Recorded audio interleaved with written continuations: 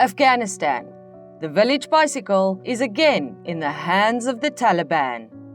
Welcome to Truth Duel Official. In this video, you will learn why Afghanistan, the village bicycle, is again in the hands of the Taliban. You'll want to stick around till the end of this video to learn why the Taliban may even become a US ally. But first, I am your host, Misinformation. If you like this channel, make sure to subscribe to receive more great insights into current affairs, misinformation analysis, and other sentiments and ramblings that please and amuse us. And become a truth dueler, because only you can slay misinformation at its source. Get our app on truthduel.com. What's a village bicycle and what does it have to do with Afghanistan? Literally, it's a bicycle that's shared by a village. There are other meanings, but those are naughty.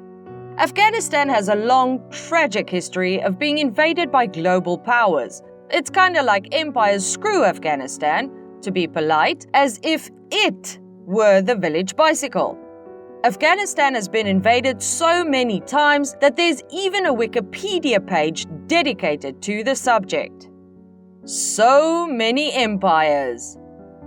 Most recently, the US and its allies fought a 20-year-long war against Al-Qaeda and the Taliban in Afghanistan.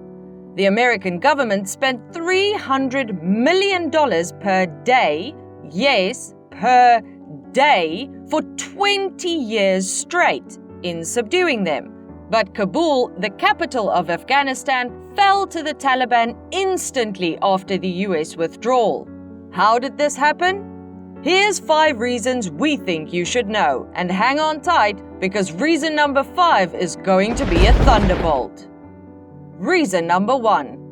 The Taliban were trained by the US and Pakistani intelligence agencies to fight the Soviet invasion.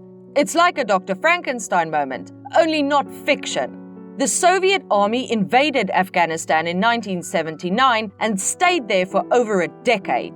The invasion was quick and easy, but the freedom fighters never let them rest. To punish them, the Soviets filled the countryside with landmines. They made small bombs that looked like toys to target the children. As a result, millions of women and children migrated to Iran and Pakistan.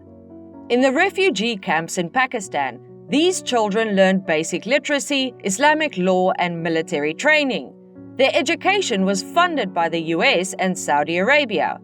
These students later captured Kabul in 1996. Fun fact: Taliban means students in Arabic. Their textbooks had truckloads of guns and bomb photos. Phrases like, "My uncle uses this gun in his jihad against the Russians," were common.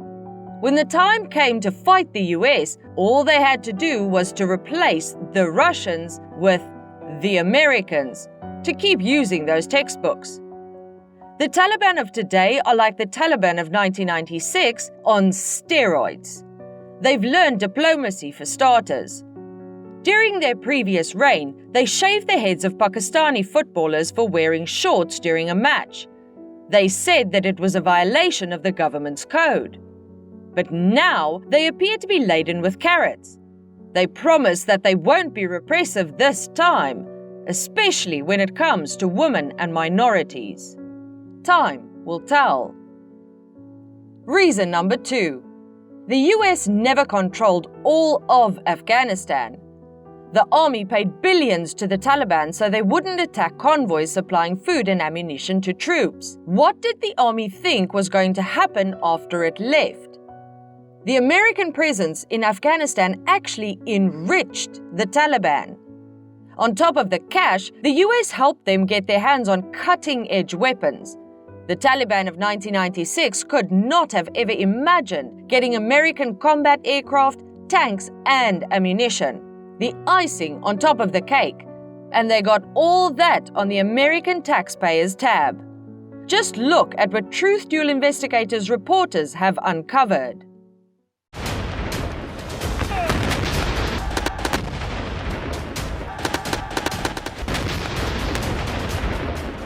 Reason number 3.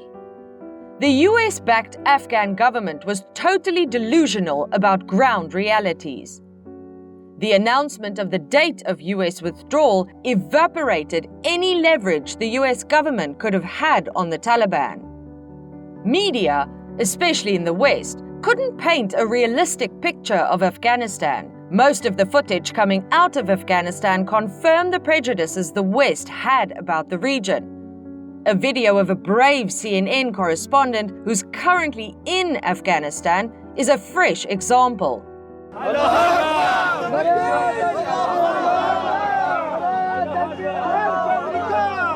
just chanting death to America, but they seem friendly at the same time. It's utterly bizarre.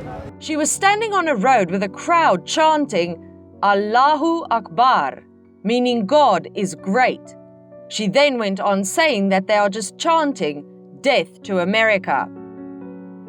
Reason number 4. The Afghan army was dysfunctional. The speed at which the Afghan army crumbled in the face of the Taliban was humiliating. Trying to tell is that the Afghan military forces had the resources they need, they just lacked the will to fight. I'm on the front line with the fighters in Kandahar, and they were exhausted. So they were outgunned, they were underfed, they were undersupplied, and they just were exhausted by it all. So this idea that they didn't have the gumption, they didn't have the ability or the will to get into the fight, it's not true, and it's disrespectful of these people that were really fighting. It all started with a few incidents of Afghan soldiers abandoning their posts and taking refuge in neighboring Pakistan. But soon, battalions of soldiers were rushing to surrender. An army of more than 300,000 troops couldn't put up a single fight, and the general whose chest was buried under a heap of medals couldn't devise a strategy to mobilize his troops. Reason number 5. America stayed in Afghanistan longer than it needed to. The American troops had achieved the task of eliminating Al-Qaeda in the first few years. It's been a decade since they killed Osama bin Laden, but the US wanted to achieve the unachievable, to eliminate the Taliban. Or was it as the critics of the US claim? Did the US want a forever war for other motives? Julian Assange, the famous WikiLeaks founder, says that this war is to enrich the defense contractors. His claim has some basis. If we look at the numbers, the 4 major contractors are bagging 4 times the money they used to get before Afghanistan. But this shouldn't surprise anyone. US President Dwight Eisenhower warned us about the military-industrial complex in his 1961 farewell speech. In the councils of government, we must guard against the acquisition of unwarranted influence, whether sought or unsought, by the military-industrial complex. But it was already too late. As the US-Taliban conflict is wrapped up, it looks like these once allies, then foes, may work together again on counter-terrorism of all things. The US views the Taliban as a counterweight against the influence of ISIS in the region. There may have been collaboration between the two parties against ISIS already, and both sides have found common ground in condemning the bombing of the Kabul airport by an ISIS offshoot. Let's hope, for the sake of the Afghan people, that all the fighting is over. As our time together comes to an end, we leave you the following questions. Was it ever realistic to think the Taliban would not resume control? Did Donald Trump make the best decision negotiating with the Taliban? Did Joe Biden execute the withdrawal effectively? Will the Taliban really ban poppy cultivation as they did in 2000? Will China be the next power to invade Afghanistan? Only time will answer. Misinformation wishes you well and says guns and students don't mix well. Ask the Taliban if you don't agree. P.S. The Taliban are sitting on a $1 trillion mineral reserve.